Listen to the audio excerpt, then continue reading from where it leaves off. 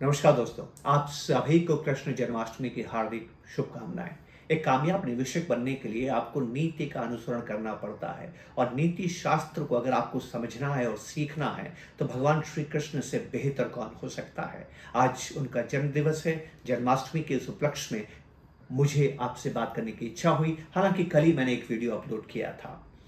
दोस्तों, ध्यान से मेरी बात को समझिएगा। भगवान श्री कृष्ण कौन है? वो स्वयं ईश्वर हैं और जो ईश्वर में आस्था रखते हैं, विश्वास रखते हैं, वो इस बात को जानते हैं और इस बात को मानते भी हैं कि जो कुछ भी होता है जीवन में वो ईश्वर की इच्छा अनुसार होता है। हमारी एक कहावत है कि ईश्वर की इच्छा के बिना पत्ता भी नहीं हिलता है। तो अगर भगवान श्री कृष्ण ने ये तय किया है कि धर्म युद्ध में पांडवों की जीत होगी, धर्म युद्ध में अर्जुन की जीत होगी, तो फिर चिंता किस बात की है?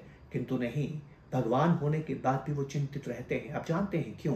क्योंकि कर्म सर्वोपरि है। अगर कोई कर्म करेगा तो कर्मानुसार उसे फल प्राप्त होता है दोस्तों, और इसके विरुद्ध तो ईश्वर भी नहीं जा सकते हैं।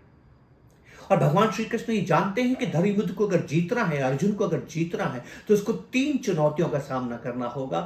कर्ण, द्रोण और भीष्म। द्रोण अर्जुन के गुरु हैं और अर्जुन द्रोण के सबसे चहेते शिष्य हैं। भीष्म अर्जुन के दादाजी हैं और वो जानते हैं कि भीष्म अर्जुन और पांडवों के प्रति स्नेह रखते हैं। युद्ध से पहले भीष्म ने स्वयं कहा था कि मैं पांडवों की सेना का तो संहार करूंगा, पर 5 भाइयों को नुकसान नहीं पहुंचाऊंगा। ऐसे में कृष्ण भीष्म और द्रोण को लेकर चिंतित नहीं है, पर वो कर्ण को लेकर हमेशा चिंतित रहते हैं। अब ध्यान से मेरी बात को समझने की कोशिश कीजिएगा दोस्तों। अर्जुन के सारथी स्वयं ईश्वर हैं और अर्जुन की पताका पे स्वयं महाबली हनुमान विराजमान है। 2 सर्वाधिक शक्तिशाली व्यक्तियों का स्नेह पाने के बाद भी, आशीर्वाद पाने के बाद भी अर्जुन की जीत निश्चित करनी जरूरी है। भगवान किसी प्रकार का जोखिम नहीं लेना चाहते हैं। भगवान किसी प्रकार का खतरा मोल नहीं लेना चाहते हैं। एक निवेशक को यही बात समझनी है। अगर आपने ध्यान दिया हो, वॉरेन बफेट भी यही बात कहते हैं कि निवेश के 2 ही नियम हैं। पहला नियम यह है कि आपको निवेश में नुकसान नहीं होना चाहिए, और दूसरा नियम यह है कि पहले नियम को याद रखिए।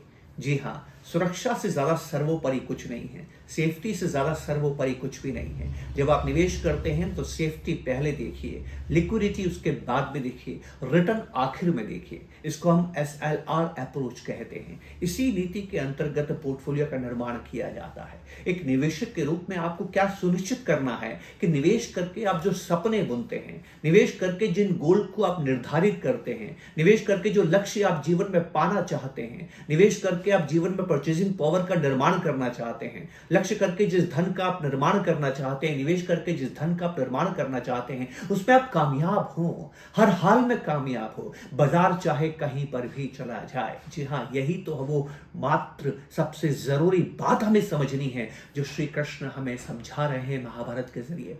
वो जानते हैं कि मैं वही होगा जो मैं चाहता हूं, पर कर्म के अनुसार फल की वजह से कर्ण को भी तो उपयोगिता देनी है। कर्ण भी इस युद्ध को जीत सकता है। कर्ण किसी रूप में अर्जुन से कम नहीं है। तो श्री कृष्ण क्या करते हैं? हर प्रकार से अर्जुन को सुरक्षित करते हैं। यही आपको निवेश में करना है, हर प्रकार से अपने पोर्टफोलियो को सुरक्षित करना है। धन इक्विटीज में बनना है, इसका यह मतलब नहीं है कि आपके पोर्टफोलियो में केवल इक्विटी होनी चाहिए। आपके पोर्टफोलियो में डेट भी होना चाहिए, आपके पोर्टफोलियो में लिक्विड एसेट्स भी होने चाहिए, आपके पोर्टफोलियो के अंदर स्वर्ण या गोल्ड भी होना चाहिए, आपका पोर्टफोलियो मल्टी एसेट होना चाहिए, आपके पोर्टफोलियो में रियल एस्टेट होना चाहिए, और तब जाके आप अपने पोर्टफोलियो को सुरक्षा प्रदान करते हैं। सुरक्षा का मतलब है कि बाजार में कभी भी कुछ भी हो जाए, हर हाल में आप विचलित न हो और अपने सपनों को पूरा करें। आप जानते इस बाजार में क्या हो सकता है? ये बाजार सन 2000 में 4500 के आसपास था, और ये बाजार सन 2002 में 3000 के नीचे था। 2002 में 3500 के नीचे, साढ़े नहीं 3000 के नीचे, और 1992 में 4500, हर्षद मेहता के समय 4500। ये बाजार 1994 में 4000 के ऊपर था। ये बाजार सन 2000 में 6000 के ऊपर था, पर यह बाजार सन 2002 में 3000 के नीचे था। तो आपने क्या देखा? 10 साल तक बाजार ने कोई रिटर्न नहीं दिया। तो क्या इन 10 सालों में आप विचलित नहीं हुए होंगे? कितने ही लोग विचलित होते थे। इस दौर में लोग शेयर बाजार को सट्टा बाजार कहते थे, म्यूचुअल फंड में निवेश करने से कतराते थे। पर यही वो दौर था जब इन्फोसिस आया था, यही वो दौर था जब HDFC बैंक आया था, यही वो दौर था जब ICICI बैंक आया था, यही वो दौर था जब बहुत सी ऐसी कंपनियां आई थी जिन्होंने अकूत संपत्ति का निर्माण किया है। पर यही वो 10 वर्ष थे जब लोगों को नुकसान हुआ है, पोर्टफोलियो में लाभ नहीं हुआ है। तो कौन लोग विचलित हो गए? जो कि बाजार के भरोसे रहे। भगवान श्री कृष्ण ये नहीं चाहते थे। वो केवल और केवल अर्जुन की शक्ति और स्वयं के ईश्वर होने के गुमान में नहीं थे। वो हर स्थिति में अर्जुन की जीत को सुनिश्चित करना चाहते थे। तो उन्होंने क्या किया आप जानते हैं? योजनाएं बनाई, नीति बनाई। कर्ण के पास माता कुंती को भेजा और कर्ण को यह एहसास कराया कि वो कौन्तेय है, वो कुंती का सबसे बड़ा पुत्र है। उसके अंदर भाई के प्रति प्रेम जागृत करने की कोशिश की और कर्ण को अपनी माता को यह आश्वासन देना पड़ा, ये वादा करना पड़ा कि तुम्हारे 5 पुत्र ही रहेंगे, मैं तुम्हारे 4 पुत्रों का वध नहीं करूंगा। देखिए भगवान कृष्ण कितनी खूबसूरती से एसेट्स को एलोकेट कर रहे हैं, कितनी खूबसूरती से सुरक्षा का निर्माण कर रहे हैं। जब इससे फिर माता कुंती को भेज के 4 भाई तो सुरक्षित हो गए, पर अर्जुन अब भी सुरक्षित नहीं थे। तो उन्होंने क्या किया? उन्होंने इंद्र को कर्ण के पास भेजा और इंद्र से कहा कि कर्ण को अजय बनाने वाले कवच और कुंडल उनसे प्राप्त कर लिए जाए। आप इस कहानी को जानते हैं। इंद्र ने कवच और कुंडल प्राप्त कर लिए। वो कर्ण की दया को देख के, कर्ण के दान को देख के, कर्ण के इस सौहार्द को देख के, कर्ण के इस तरह के व्यवहार को देख के इतने वशीभूत हुए कि उन्होंने दिव्यास्त्र दे दिया कर्ण को। वो दिव्यास्त्र अर्जुन के खिलाफ इस्तेमाल किया जा सकता था। तो भगवान कृष्ण ने क्या किया? भीम के बेटे घटोत्कच को उस दिव्यास्त्र का सामना करने के लिए अर्जुन के पहले भेज दिया। उन्होंने अर्जुन को कर्ण से तब तक दूर रखा जब तक वो दिव्यास्त्र खत्म नहीं हो गया, और उस दिव्यास्त्र को खत्म करने के लिए घटोत्कच को अपने प्राणों की बलि देनी पड़ी। इसके बाद भी कृष्ण अपने अर्जुन की जीत को सुनिश्चित करने के लिए क्या करते हैं आप जानते हैं? शल्य जो कि सारथी थे कर्ण के, उसको प्रभावित करते हैं और शल्य से ये वादा लेते हैं कि तुम अर्जुन के मामा हो, क्योंकि वो माद्री के भाई थे। नकुल और सहदेव तुम्हारे भांजे हैं, अर्जुन तुम्हारे ज्यादा निकट है, तो तुम्हें कर्ण को हतोत्साहित करना है। 2 दिन लगातार शल्य कर्ण को हतोत्साहित करते रहे, उसकी जो उत्साह था उसका दमन करते रहे।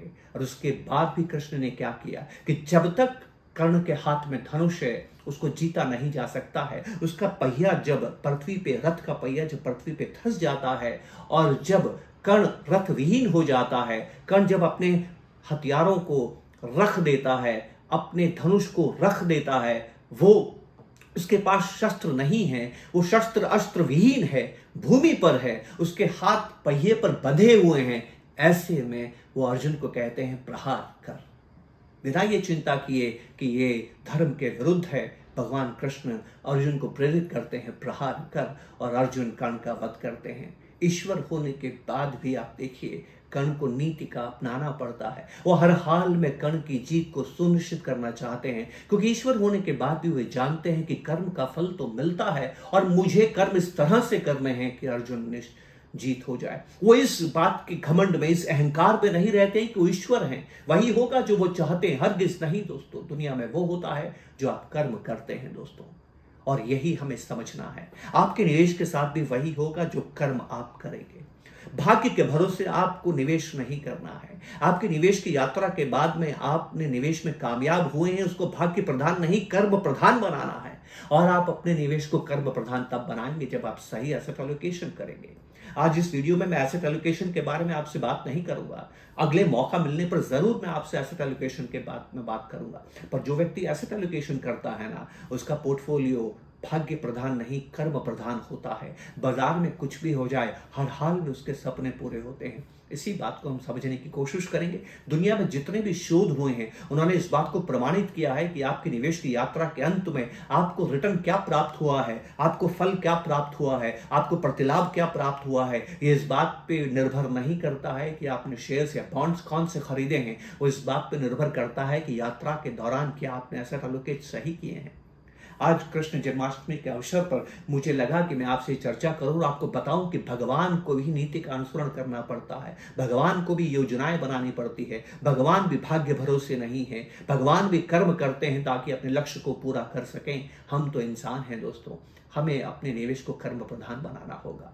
उम्मीद करता हूं कि आपको ये वीडियो पसंद आया होगा। पसंद आया है तो जरूर शेयर करें, सब्सक्राइब करें और अपने लाइक करें और कमेंट करें ताकि मैं इस तरह के वीडियोस आपके लिए बनाता चले जाऊं, क्योंकि ये चर्चा है, आप और हम विमर्श कर रहे हैं। जब आप कमेंट करेंगे तभी तो मुझे समझ में आएगा कि मुझे वीडियोस क्या बनाने हैं। आपने मुझे वक्त दिया, इसके लिए आपका बहुत बहुत शुक्रिया। दोस्तों, एक बार फिर मैं आपको कृष्ण जन्माष्टमी की आपको बधाई देता हूं और ईश्वर से प्रार्थना करता हूं कि आप और हम सभी स्वस्थ रहें और अपने लक्ष्यों को पूर्ण करें। नमस्कार, जय हिंद।